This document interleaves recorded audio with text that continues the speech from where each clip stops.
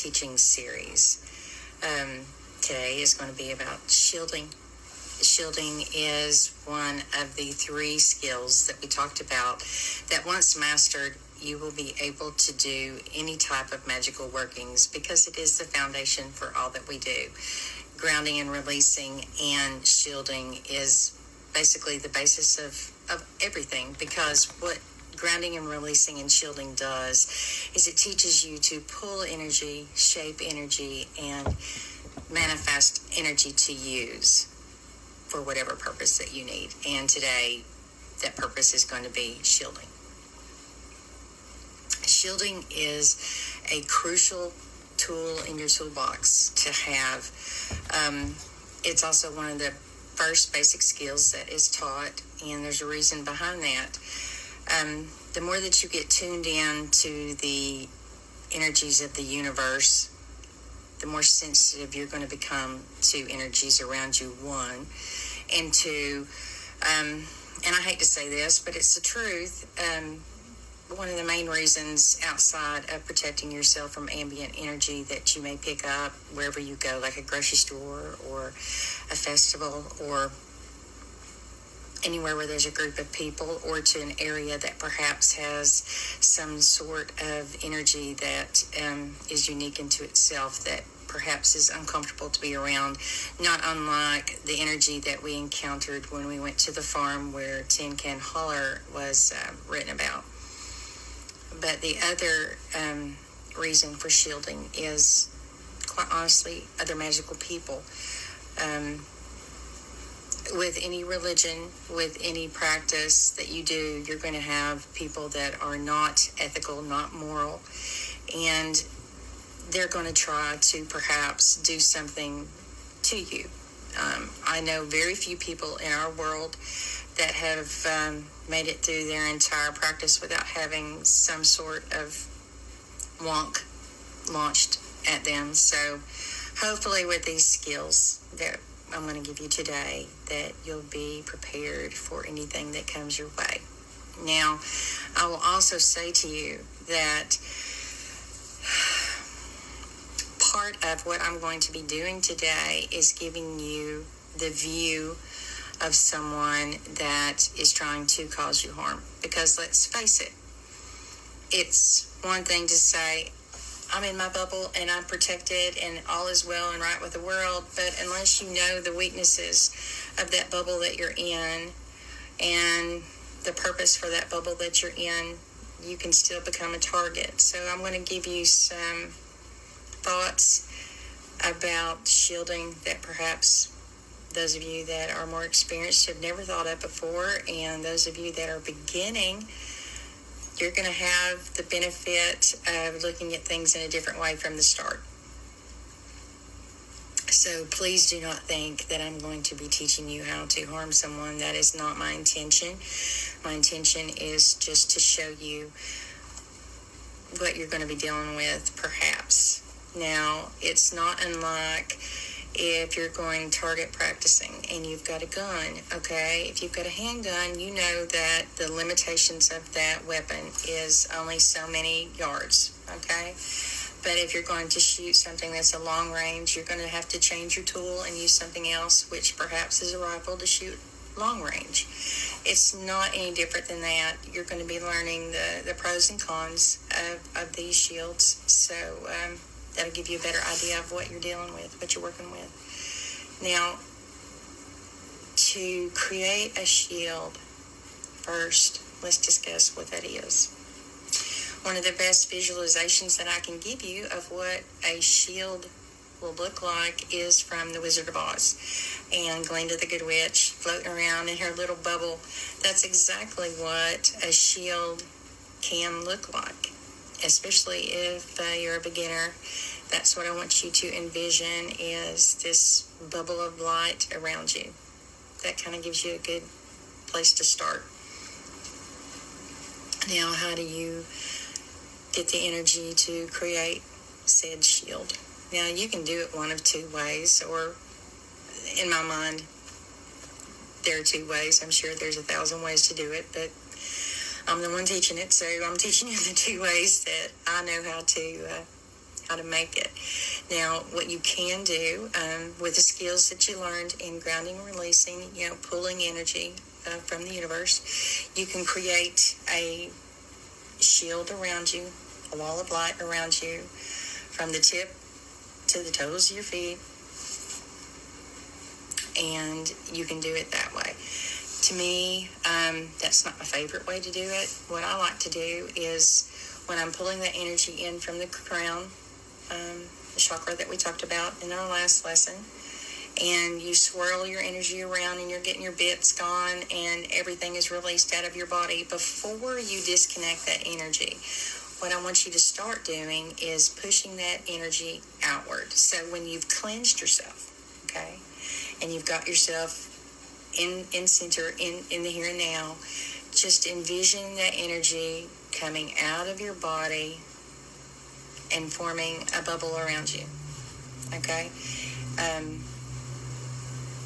It's going to take a little while to get used to it, and it's going to take a little while for you to get it correct, and it's okay, all right? This is not a pass-fail situation. This is a just keep trying until you get it right, okay? So, again, don't get frustrated. So at night, when you go to bed, what I want you to do is, once you've done your grounding and releasing, I want you just to, before you disengage that energy from the universe, start pushing that energy out of your body to form this beautiful bubble of light around you, okay? And work on that shield for a while until you can really get a good grip of envisioning it. And when you can walk through your day and push that energy out and form that sphere around you, then you know that you're ready to perhaps try a different type of shield. Now, with shielding, you have to understand why we're doing this. Like I said, you can go through an environment where you perhaps could pick up something, and yes, we do ground and release and shield. That is our mantra. But the shield gives you an added layer of protection. So when you're doing your grounding and releasing, you've got that as an extra barrier between you and other energies that perhaps you don't want to be affected with. And that shield will do you well. It will do you service until you get around other people that know how to do magical workings.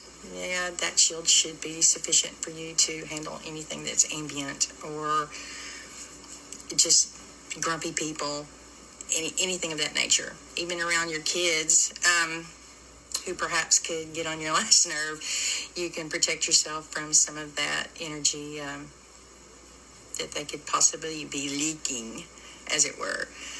Now, the next shield that is usually taught is a mirror shield. Now, before I go into that, I want to give you just a little bit of background on what I do when I'm around other people. Now, for those of you that can see auras, I know, Sheila, you have the gift to see other people's energies. What I do is when I'm around people, and especially people that perhaps I don't know, like at a festival, anybody that comes up upon me, I will take a minute, and if you're around me and you like the time, you'll see me do it. I will sit and I will watch you. And it's not that I'm being nosy or all up in your business. What I'm doing is I'm watching your energy patterns.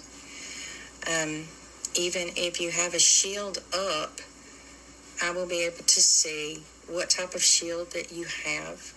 And in the event that I have to defend myself, as it were, I will already know what type of shield you have in the event I have to defend myself. And there's no nice way of putting it. There's no delicate way of saying that, but that is the truth. And as you guys progress, I want you to just be aware of people and their energies that are around you. Energy never lies. The mouth does, but energy never lies. So just start looking at people. And also, I want you to start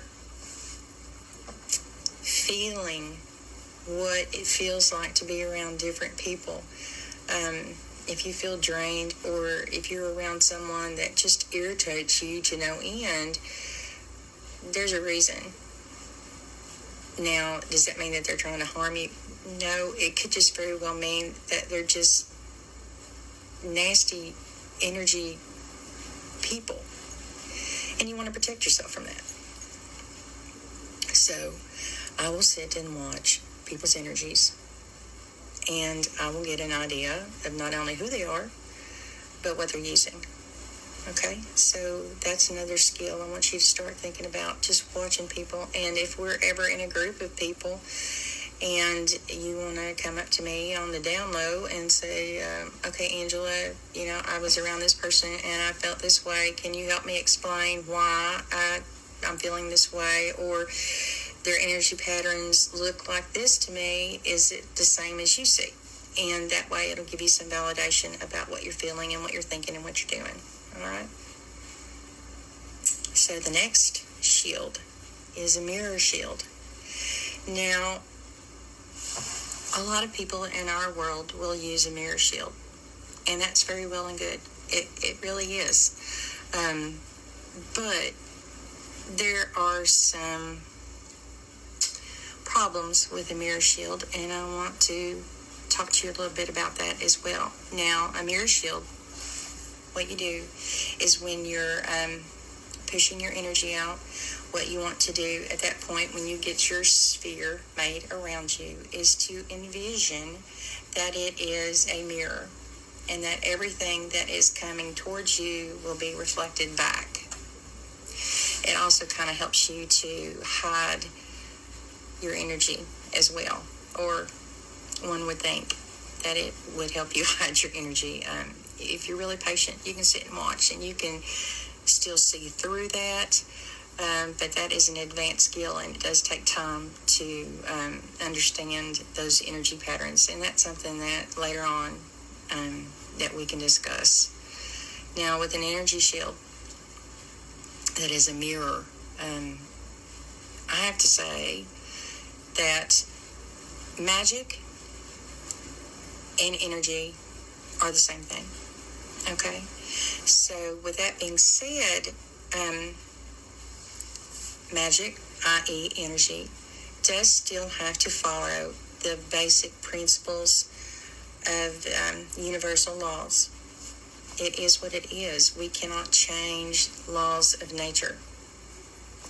I know that some people claim that they can, and it's a wonderful thing to do, but no, we do not change laws of nature. There's a reason that they're there. We don't change them. So, going with your mirror shield, after you've got your energy shape formed, and then you make this mirror around you that is projecting everything back, let's talk about what a weakness would be of that. Okay. Now I'm going to pull out my trusty mirror here. Now, a mirror that is a flat surface, let's start with that first. Okay? The laws of quantum physics, the laws of refraction are going to apply. There's no way around it. It is what it is. And those of us that had geometry and a little bit of physics in our background know that this is the case. And while I could make this very complex and go into a lot of vocabulary words and a lot of really important sounding theories, I'm going to try to keep this as simple as possible. And please don't hesitate to ask me questions, because this is a lot to take in, and I don't expect you to get it all at one time. Okay? So, when light or energy is aimed at a flat surface mirror, what happens? The line that hits it of energy is called the incident line. Okay? And when it comes into a mirror, whatever angle that energy hits a mirror is going to go in the opposite direction at the same angle that it was hit at. So if it goes in at a 90-degree angle from the left, it's going to leave at a 90-degree angle from the right. Does that make sense? Are we all clear so far? Sort of. Clear as mud, right? So since we're not going to be dealing with a flat surfaced mirror, we need to go into more details about what happens when light, what happens when energy hits a mirror that is in a spherical shape. Okay. Imagine this as a bubble mirror. If you hit a spherical mirror with your line of incident and you hit this mirror, say you're aiming at the center of it, and what's going to happen is that energy is going to go right back from whence it came. Right back. Why is that important? Well, because we're dealing with an attack in this case. Suppose I was sending energy to your shield. That was a mirror that I already had established was a mirror. And I know, because of quantum physics and the laws of refraction, that energy is going to come right back at me. What do I do? Well, if I send that little ball of nasty at you, all I have to do is move. So, in a sense, what I had tried to accomplish by sending that energy back to the source failed. Now, is everybody going to know all this stuff? No. Do I want you to know this stuff? Yes.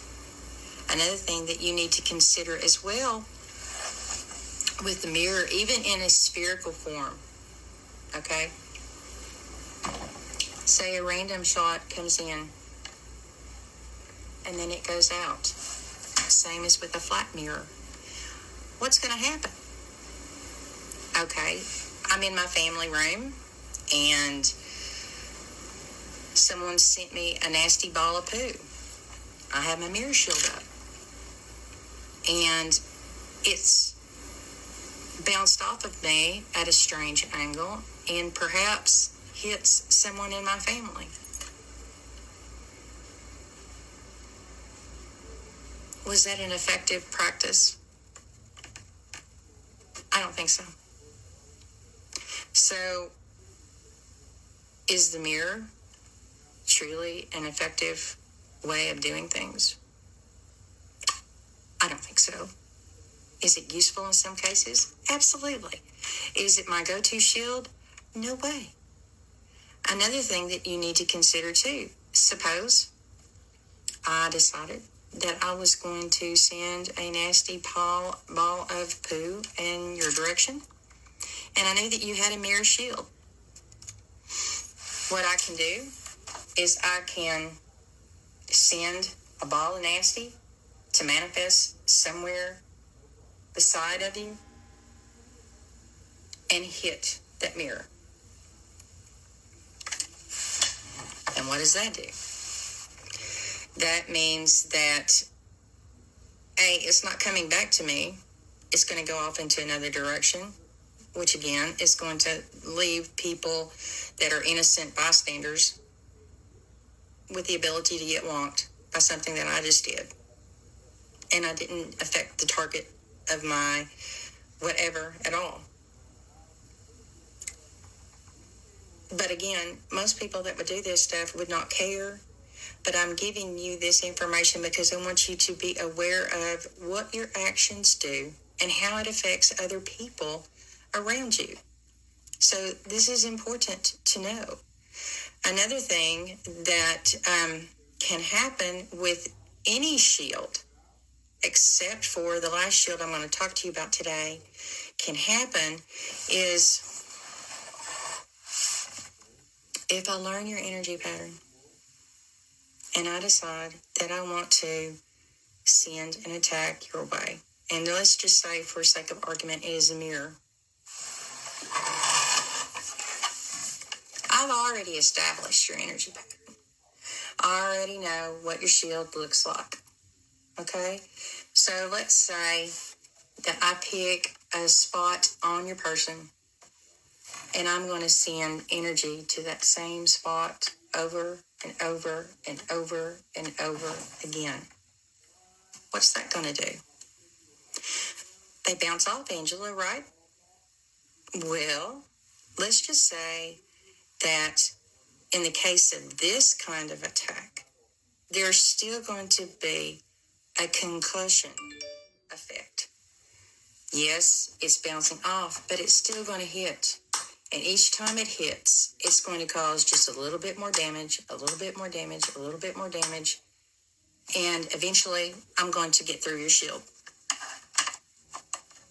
There's no way around it. Now, as you become more adept, you're going to be able to tell, you're going to be able to feel when somebody is touching your shield. You're going to know it instinctively. And you should be able to adjust yourself and change things around to where what we just talked about can't happen. Okay? So just understand that if someone's taking this much time to do you harm, you have to stay smarter, faster, and think outside of the box. All right? That's what my goal for you is to learn what can happen. That way you can make things for you that work. Also, it's a very good idea that once you have your shields set the way that you want to use them, that you really don't discuss that with anybody. Because not everybody can see energy, but what they can is listen. So if you're walking around at a festival and you're talking about, I have a mirrored shield that is amazing. I rolled a 20, so you can't touch me. Okay, if I was going to do someone harm like that, all I needed to know was that. So be careful about what you say. Don't give too much information out about what you're doing and how you're doing it. That's very, very, very important. I know that years ago, I had met a lady from Scotland. She was a Skeely, and a Skeely is someone that works with the Fae. And when I first met her, she was like, Angela, your shields are for shite. And I'm like, eh?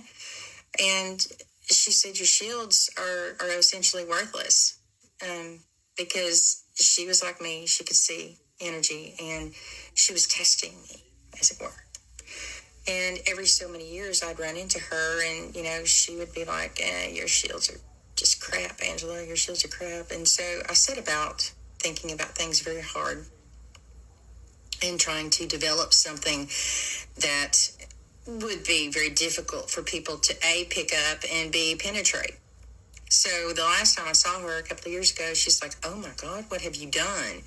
And I'm like, what do you mean? She goes, I can't read your energy pattern, and I can't hit your shield with anything. And I was like, oh goody, isn't that the goal? And she's like, well, what are you doing? And I'm like, I will never divulge the secrets of my Death Star. It's not happening. And, we made a joke or two, and I walked off, but she was really serious, and she really wanted to know what I was doing, and I really wouldn't tell her because I'd already read her energy years ago, and it was not something that I wanted to trust. So she did not get the secrets of my shield. That being said, the next shield that I'm going to talk about, I actually taught this shield at Puff, and I've taught it to some different groups around here, and periodically I will get reports back and saying, Angela, I've got this far with it, and I just can't seem to get this far with it. And listen, it's difficult. It's supposed to be, but you will be able to do it. It just takes time. It really is something you're going to commit yourself to, and everyday effort put into it. one thing that I want to tell you is just ask me questions. Just pull me to the side, and I'll be able to go through whatever you need me to go through with. But this shield is called an elemental shield. And the content of the shield is not as important as movement, because the last two shields we talked about, or any beginning shield that you work with, are all stationary. So imagine, I'm walking in my bubble. You're moving, but your shield's not moving.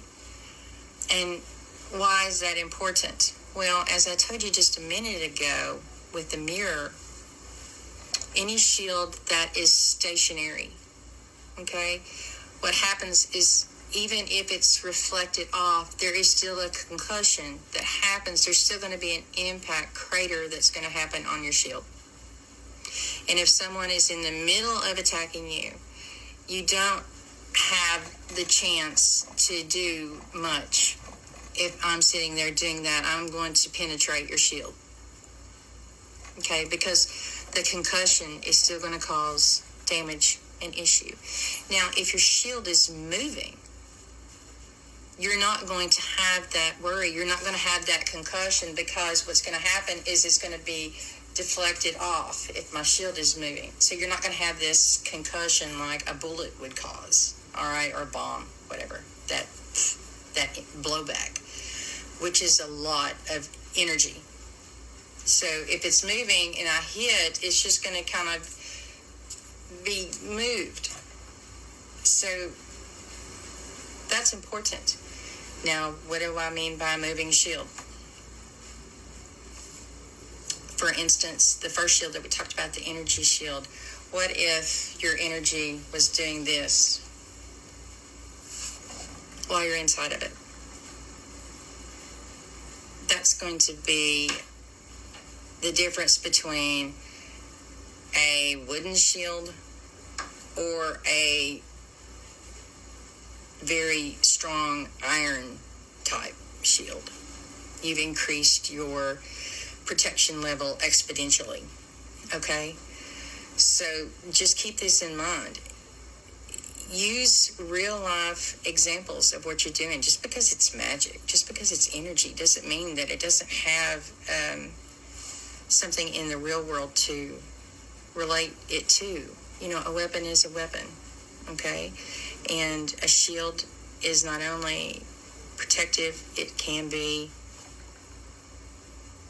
offensive as well. Just remember that, and we'll go into that much later, but just know that it can be both. So the elemental shield, what is it? Okay, 4 layers. You're going to have earth, you're going to have air, you're going to have fire, and water. And what you're going to do with this shield is, whichever order that you want to choose, whatever visual thing you want to apply to each one of the elements is totally up to you. Okay?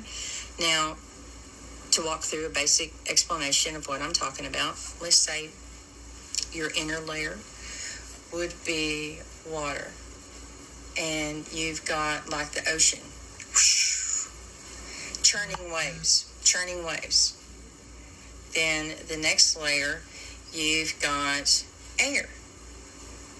Okay, let's talk about that. What could you equate with air?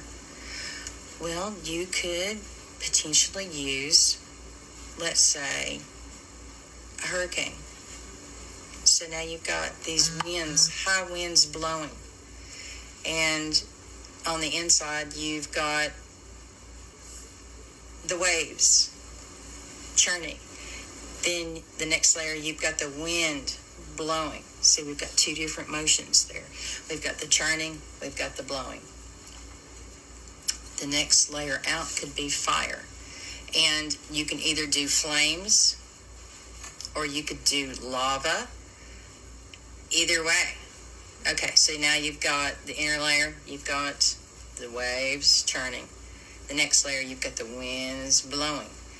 The next layer, you've got the fire burning.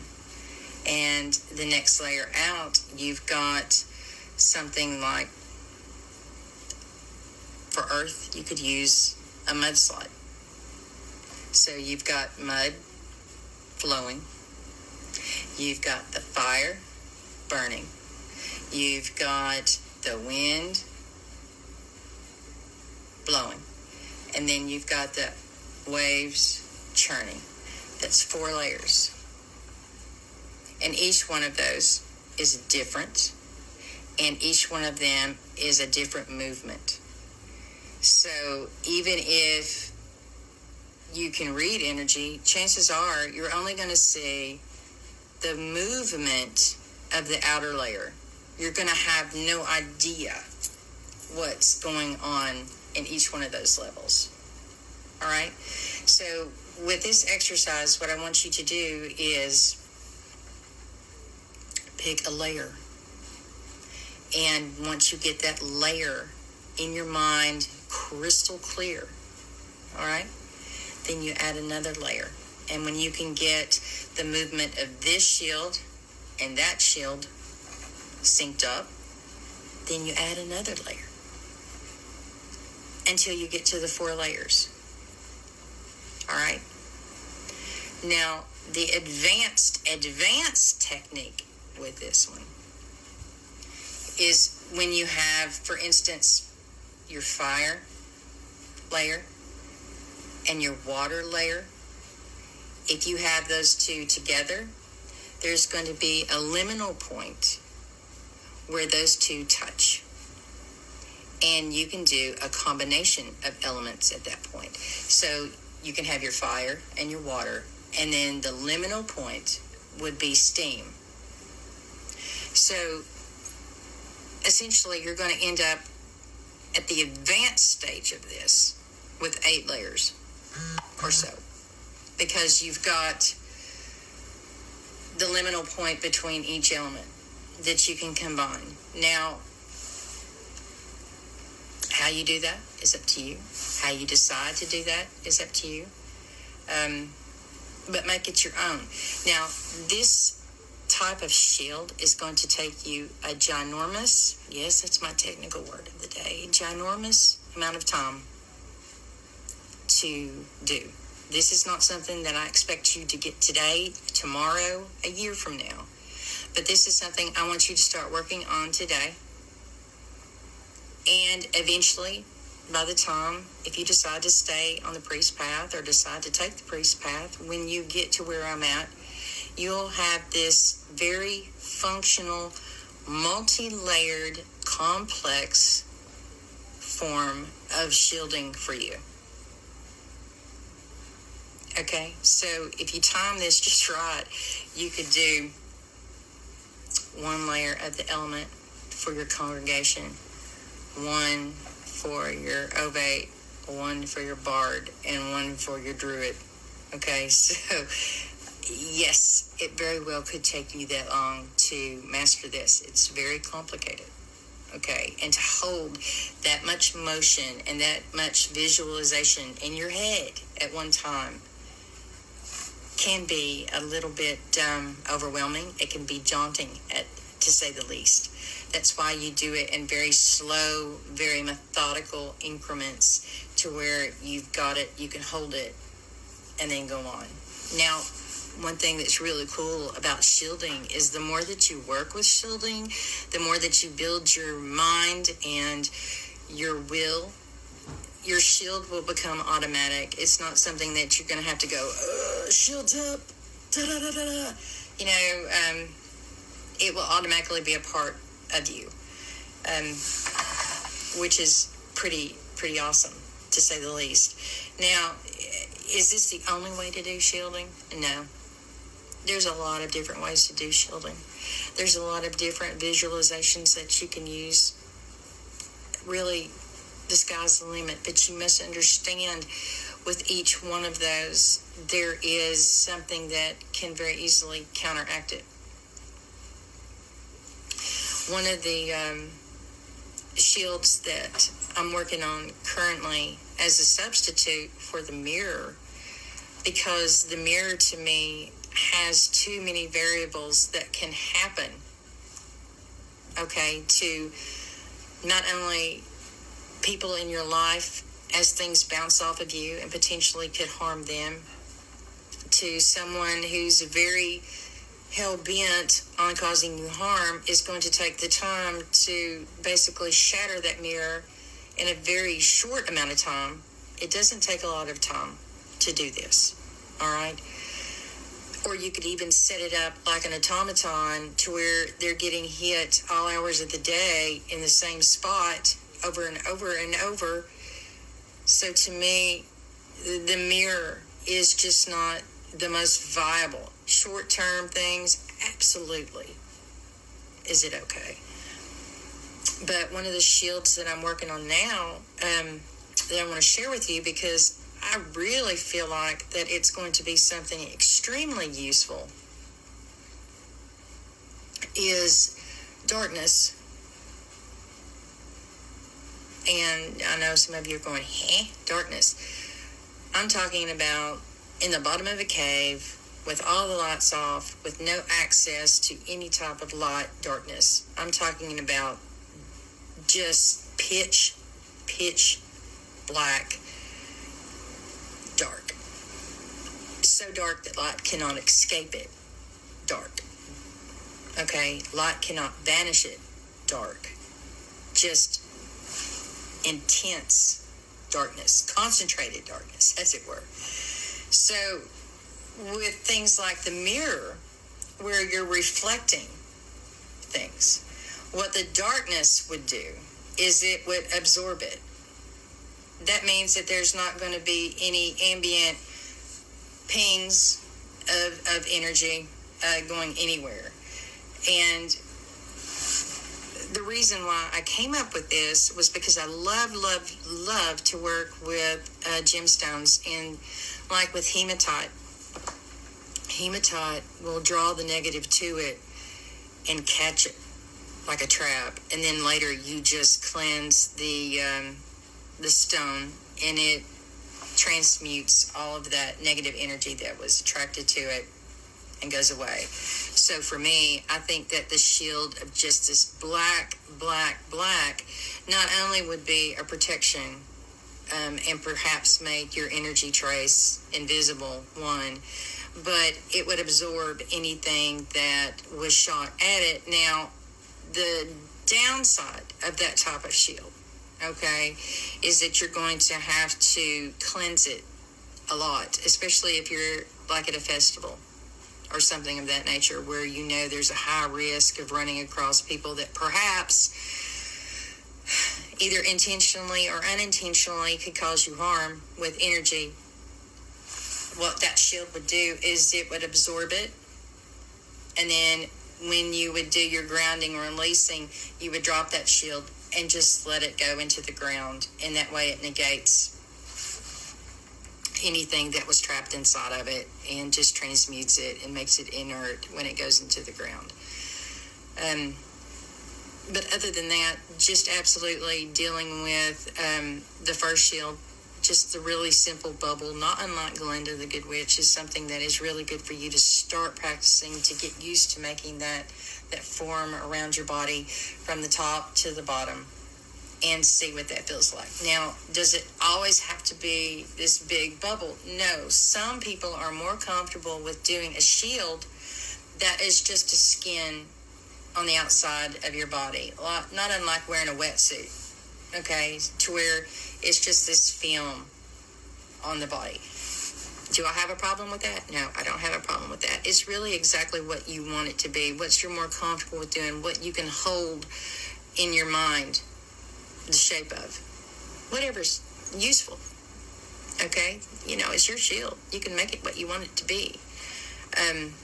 Now, I have seen people do things like labyrinths, or they'll do things like smoke, or they'll do stuff like a bog. And with those shields, honestly, you would just take an element to clean them out. Those, to me, are just, I don't want to say a waste of energy, but they're not very well thought out. It's usually people that we call the fluffies in our world that just think life is all about rainbows and butterflies. Well, yes, there is a place for rainbows and butterflies, but not everybody is going to be ethical, all right? So I would much rather you be prepared for the worst than to be in a situation where you're in a situation where you didn't know what to do. I'd rather you be prepared. And that is my goal, and to make it as simple as possible. Now, with shielding is a very interesting skill because you're not only limited to yourself, there are other things that you can do with the shield as well.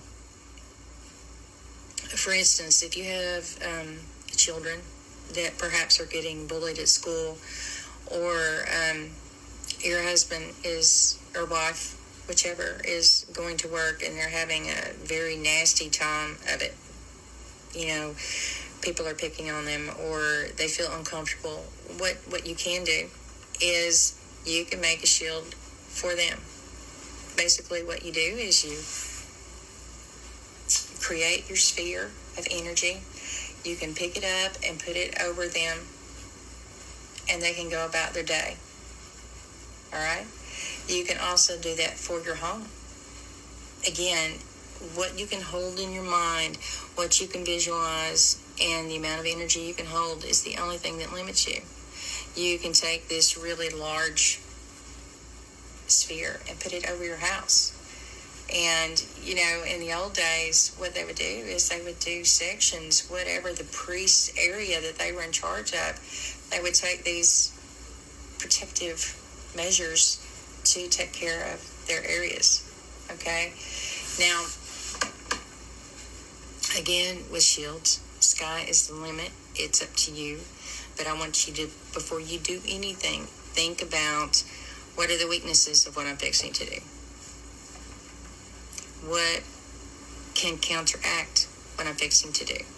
Do not just jump into it thinking that, dun, dun, dun, I have on my super magical cape and nothing can touch me, because that's foolish, Lincoln. And you need to really think it through about what can counteract what you're using. It's just like with the shield that I was talking about, darkness. Well, of course, light, really bright light shot at it could. But for what I told you I was intending on using it for, it would be very useful, because that shield is something that you would take down and up quite often. Okay, so with the layered shields, that would be perfect if you wanted to do darkness as one of your layers, because when your shield's down and you're cleansing that shield, you've got another layer behind it. So if you wanted to do, say, your shield of darkness, and behind that shield is another shield of some other material, some other something that you want to use, then while you're cleansing that shield, you've got another shield that's up to protect you, so where you're never not protected. But whatever you do at night, when you do, or whenever you do your grounding and releasing, you're going to need to make sure that you cleanse yourself really, really well, because again, you don't know what could have potentially stuck to that shield. So make sure that you're cleansing yourself mucho grado. Again, this is a process. It's something that you're going to have to work on and become proficient at. And if there's any other questions or concerns, please give me a holler and I will go over it, and we'll kind of go from there and help to build you your very own useful shield to keep you safe and protected. I know that when y'all come into my house, there's a different feeling there that all of you have commented on, and part of what that is there's a barrier, a shield level that has been placed to where we try very, very hard to not let anything negative come into the house. And if by any chance it does, then we isolate it and remove it. It's basically a perpetual system of, barriers and cleansing. So if you get into the habit of thinking barrier, cleanse, cleanse and barrier, then you're going to be ahead of the game, far more ahead of the game than John and I were in the beginning, because a lot of this we had to learn from trial and error. So take advantage of the knowledge that we gleaned from our many mistakes, and just remember, there's no hard and fast set rule other than universal law to follow when doing this. If you stay within universal laws and you just make it your own, and just remember to not be stagnant. You want to have something that's static, that's protecting you. Then you're on your way. And like we said before in the other lessons, part of what happens is as you become proficient with this, grounding and releasing and shielding, and the manifestation of those shields and pulling energy, you've essentially mastered the skills needed to do the majority of any magical working. Isn't that awesome? It really is that simple. And it really is no more than that. But you have to stay within universal laws and understand the laws of nature, the laws of energy. And when you do that, you've got a huge amount of things that you can pull from and use. So again, once you get things fixed the way you want it, just keep working on it and keep working on it and adding more and more to it. And if you come up with a shielding idea and you want to run it by me, absolutely. We'll sit down and talk about it, and we'll do the pros and cons and figure out if this is the best thing for you. And I don't have a problem doing that. Now, as your teacher, it's quite all right for you to come to me on an individual basis and discuss shielding, because I'm not going to come after you and do some kind of oogie boogie, I promise. It's my oath to you. But I don't want you discussing it with other people. Okay, does that make sense? And feel free, if you want to try the elemental shield to kind of protect yourself, if you want to talk about it, you don't have to tell me which layer is what. That's unimportant.